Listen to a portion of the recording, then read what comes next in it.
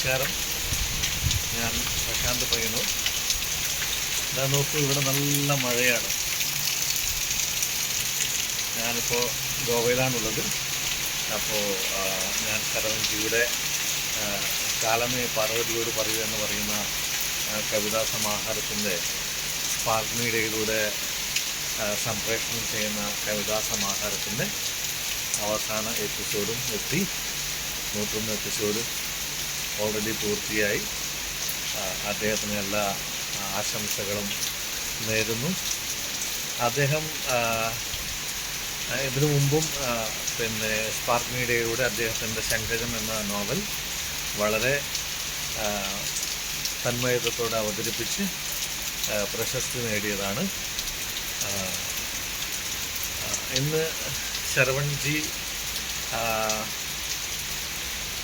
മലയാള സാഹിത്യത്തിൻ്റെ മുതൽക്കൂട്ടാണ്.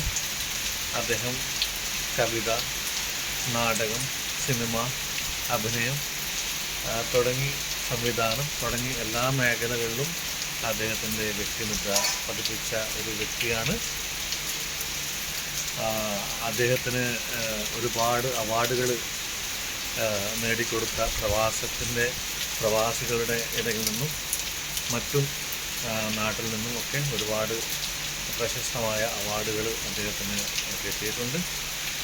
ഈ അവസരത്തിൽ അദ്ദേഹത്തിന് എല്ലാവിധ ആശംസകളും നേരുന്നു. നന്ദി, നമസ്കാരം. പ്രശാന്ത് പയ്യന്നൂർ.